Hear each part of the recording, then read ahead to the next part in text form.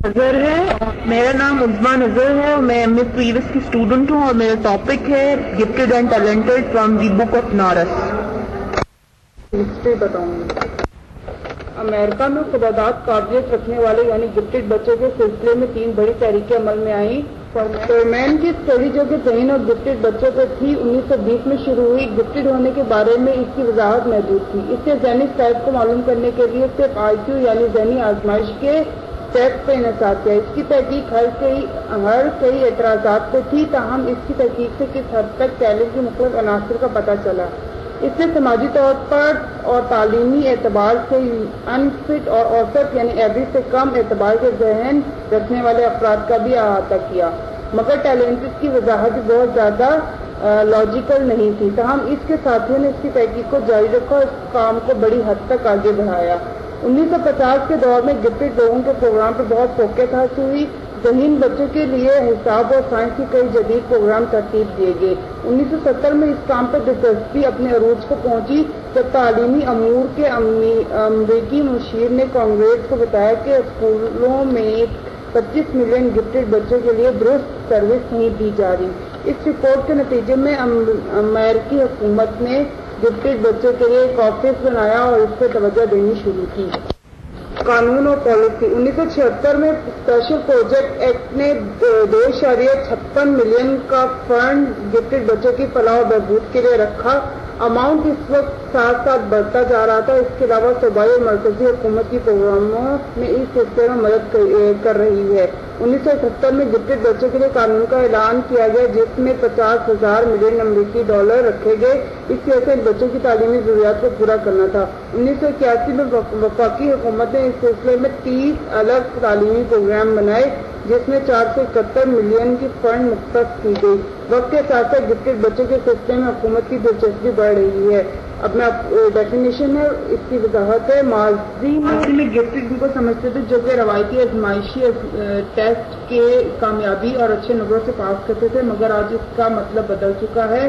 تاہم کچھ مرکزی پوائنٹ کی وضاحت موجود ہے جس پہ تقریباً سب اتفاق کرتے ہیں. نمبر 1 ذہانت کیا ہے اور گفٹیڈ ہونے میں اس کا کیا کردار ہے. نمبر 2 گفٹیڈ ہونے میں یہ کون سی تخلیقی چیز پیدا کرتی ہے. نمبر 3 کیا گفٹیڈ ہونے کی ڈیفینیشن آپ کی کارکردگی اور خوبیوں پہ ڈیپینڈ کرتا ہے. نمبر 4 ٹیلنٹ کیا ہے اور ذہین لوگوں میں کیا ظاہر ہوتا ہے. ذہانت سب سے پہلا مسئلہ ذہانت کی نوعیت کیا ہے. اگر ہم گفٹنس کو ایوریج سے زیادہ ٹیسٹ اسکور کے حوالے سے بیان کرتے ہیں تو پھر ہمیں تمام عمر کے افراد کی ذہانت معلوم کرنے کے لیے ذرائع تلاش کرنے ہوں گے جن کی وضاحت ہو تو سائنسی بنیادوں پہ ہو، کیونکہ کئی سال سے ذہانت کے حصے میں روایتی ذہنی ٹولز سے انکار کیا جا رہا ہے. تاہم مسٹر ٹام کا خیال ہے کہ ذہان کے کوئی کانسیپٹ حاصل کرنے کے لیے انہیں شو کرنے کا نام ہے. قانون کے مطابق گفٹیڈ بچے وہ ہیں جو ذہانت کی تقسیم کے حوالے سے سب سے اوپر ہوتے ہیں اور ایوریج سے سب سے زیادہ نمبر حاصل کرتے ہیں. ٹرم کے مطابق ذہانت کو معلوم کیا اور میجر کیا جا سکتا ہے. ٹرم بڑی وضاحت سے گفٹیڈ اور ٹیلنٹڈ کے فرق کی وضاحت کرتا ہے. اس کی وضاحت کے مطابق ٹیلنٹ ایک غیر معمولی کامیابی کو حاصل کرنا ہے، مگر اس وقت جب بہت زیادہ آئی کیو اسکور حاصل کر لے اور ذہنی آزمائش بھی شامل ہو جائے تو وہ کریٹیوٹی یعنی تخلیقی صلاحیتوں کو پرسنالٹی فیکٹر قرار دیتا ہے جس کا تعلق فرد کی شخصیت سے ہوتا ہے، اور یہ ٹیلنٹ اور گفٹڈ دونوں سے مختلف ہوتی ہے. انٹیلیجنس کے بارے میں ایک نیا طریقہ تلاش کیا گیا. اس نے ذہانت کو مخصوص ایبلٹیز سے منسوخ کر دیا اور ماڈلز پر پہنچا جس کے حساب سے ذہنی کارکردگی کو 3 حصوں میں تقسیم کیا جا سکتا ہے.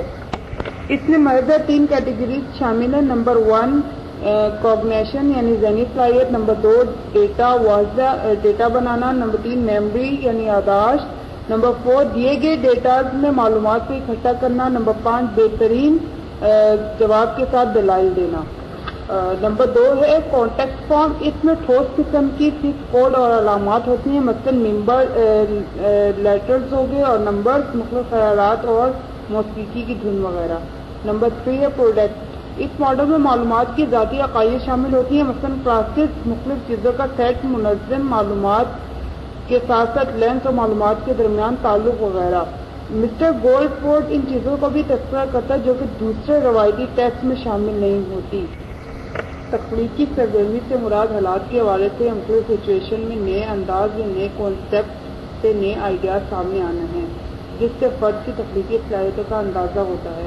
تاہم اس ڈیفینیشن کے حوالے سے مکمل اتفاق رائے موجود نہیں ہے۔ لوگ مختلف زاویوں سے اس کی ڈیفینیشن سامنے لاتے ہیں، یعنی مسائل کو حل کرنے کے لیے کوئی نیا اسٹائل اور نیا نظریہ سامنے آئے اور خیالات کے حوالے سے بہت اونچے اور نئے آئیڈیاز اور یونیک کے بانی بھی ہو سکتے ہیں۔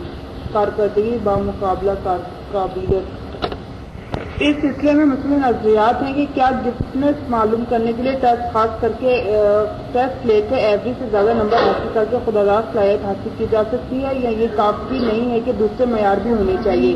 1958 میں ایک بک جس کا نیشنل سوسائٹی نام تھا، اس نے گفٹڈ سے ایک ایسا فرد قرار دیا جو مسلسل بہترین کارکردگی دکھاتا رہے۔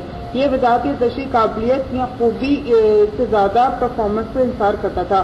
کچھ لوگوں کا خیال تھا کہ خوبی کو بھی شامل کیا جائے، یعنی گفٹڈ لوگوں کو آئیڈینٹیفائی کرنے میں خوبی کو اہم کردار ادا کیا ہے۔ مثلا جن بچوں کی پرفارمنس اسکول میں ٹاپ 20 تک آئے تو وہ بھی گفٹڈ میں شامل ہیں۔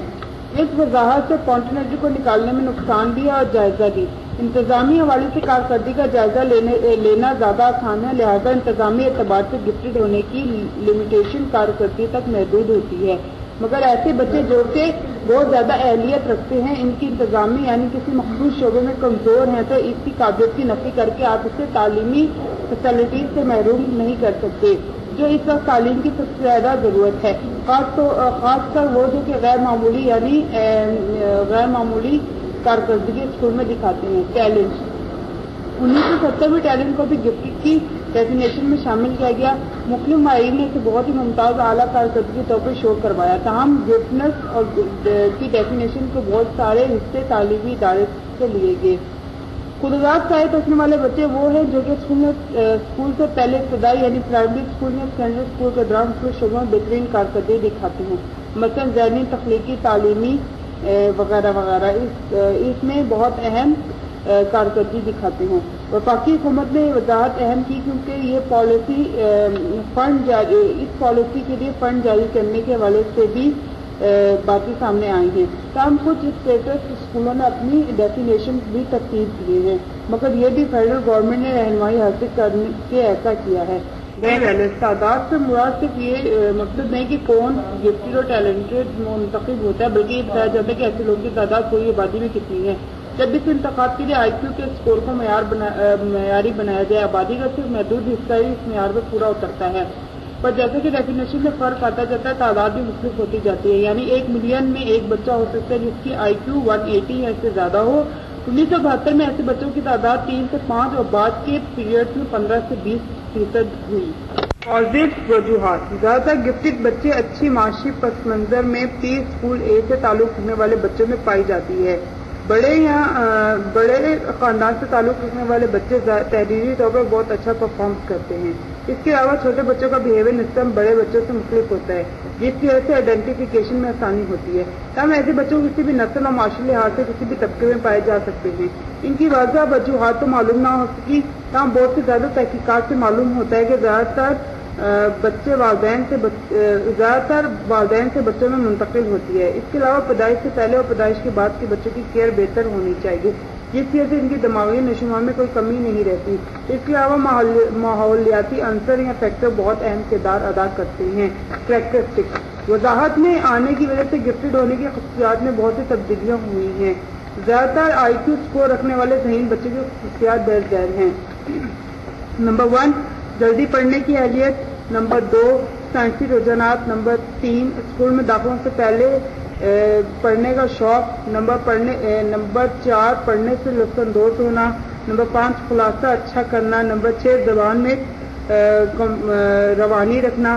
نمبر 7، خوف رائٹنگ ہونا۔ اکلوتا بچہ یا بڑا بچہ ہونا۔ پیدائشی اور ماں باپ کی عمریں زیادہ ہوں، مطابقت پیدا کرنے کی صلاحیت ہو، اچھی صحت ہو، پڑھنے میں دلچسپی ہو۔ بہت زیادہ تخلیقی صلاحیت رکھنے والے افراد کی خصوصیات: نمبر 1، کسی مسئلے کا کوئی حل نکال لیتے ہیں۔ نمبر 2، نئی چیزیں اور خیالات کے بانی ہوتے ہیں۔ نمبر 3، وہ بعض اوقات آپ کی باتوں سے اتفاق نہیں کرتے، انتخابی ذہن رکھتے ہیں۔ نمبر 4، اپنے آئیڈیاز کو دوسرے